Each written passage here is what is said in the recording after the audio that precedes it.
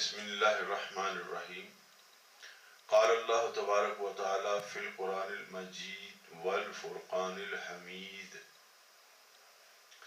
رضی اللہ عنہم ورضوا عنہ صدق اللہ العظیم وصدق رسولہ النبی الکریم الرؤوف الرحیم۔ احباب ذی وقار، حضرت امام بخاری علیہ رحمہ اپنی کتاب صحیح بخاری شریف میں ایک روایت نقل فرماتے ہیں جو حضرت امام زہری رضی اللہ تعالیٰ عنہ سے، انہوں نے حضرت حمزہ اور حضرت حمزہ نے اپنے والد گرامی کے ذریعے حضرت زہری کو مطلع کیا، خبر دی کہ رسول اکرم صلی اللہ تعالیٰ علیہ وآلہ وسلم نے ارشاد فرمایا کہ ہم سو رہے تھے تو عالم خواب کے اندر اللہ تعالیٰ کی قدرت سے، اللہ کے کرم سے، اللہ کی عطا سے ہمیں دودھ پیش کیا گیا اور ہم نے دودھ پیا، اتنا سیر ہو کے پیا کہ ہمارے ناخنوں سے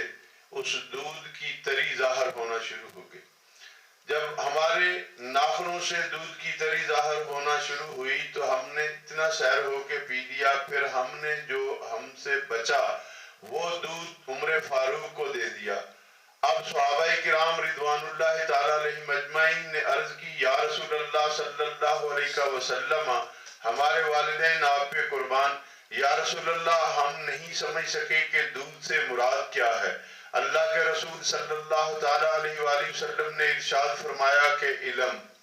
اب یہاں پہ یہ ظاہر ہوتا ہے کہ نبی کریم علیہ السلام نے میرے اور آپ کے آقا کریم علیہ السلام کو تو اللہ نے ما کان و ما یکون کا علم عطا فرمایا، تو میرے نبی کریم علیہ السلام نے اپنے پیارے عمر کو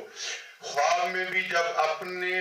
پیالے سے بقیہ دودھ عطا فرمایا تو اس سے نبی کریم صلی اللہ علیہ وسلم کی جو محبت ہے سیدنا عمر فاروق سے، کیونکہ سیدنا عمر فاروق کوئی چھوٹی ہستی تو نہیں ہے، حضرت عمر فاروق وہ ہے جو اللہ کے رسول کی مراد بھی ہے، اللہ کے رسول کے یار بھی ہیں، جو وفا کے پیکر بھی ہیں، جو سخا کے پیکر بھی ہیں، جو عطا کے پیکر بھی ہیں، جو شجاع کے پیکر بھی ہیں۔ پھر اللہ کے فضل اور کرم سے جب میرے نبی کریم علیہ السلام کی ظاہری حیات مبارکہ میں میرے آقا کے ہر وقت ساتھ رہے، میرے نبی کے چہرہ والضحیٰ کا دیدار کرتے رہے، میرے نبی کریم علیہ السلام کا کرم اور پیار دیکھو کہ دنیا میں ظاہری حیات میں تو عمر فاروق ساتھ ساتھ غلامی کے لیے رہے، تو میرے آقا نے اپنی خواب میں بھی حضرت عمر فاروق کو نہیں دور کیا، اپنے سے بچا ہوا دودھ حضرت عمر فاروق کو عطا کر دیا۔ یعنی حضرت عمر فاروق کو علم کا ایسے بحر بے کراں عطا فرما دیا سرکار نے اللہ کی عطا سے کہ دنیا میں حضرت عمر فاروق کے علم کا ثانی کوئی نہیں۔ تو دوسری جگہ حضرت امام بخاری علیہ رحمہ ایک دوسری حدیث پاک دوسرا حوالہ کوٹ کرتے ہیں کہ حضرت ابو سعید خدری رضی اللہ تعالیٰ عنہ اس کے راوی ہیں۔ حضرت ابو سعید خدری رضی اللہ تعالیٰ عنہ روایت کرتے ہیں کہ ایک دن نبی کریم صلی اللہ علیہ وسلم نے ارشاد فرمایا کہ ہم سو رہے تھے تو عالم خواب کے اندر ہمارے پاس لوگوں کو ہماری خدمت میں پیش کیا گیا۔ جب لوگوں کو ہماری خدمت میں پیش کیا گیا تو کچھ لوگ قمیص پہنے ہوئے تھے، کسی کی قمیص اس کے سینے تک آ رہی تھی، کسی کی قمیص اس کے پیٹ تک آ رہی تھی، کسی کی قمیص اس سے تھوڑی لمبی تھی۔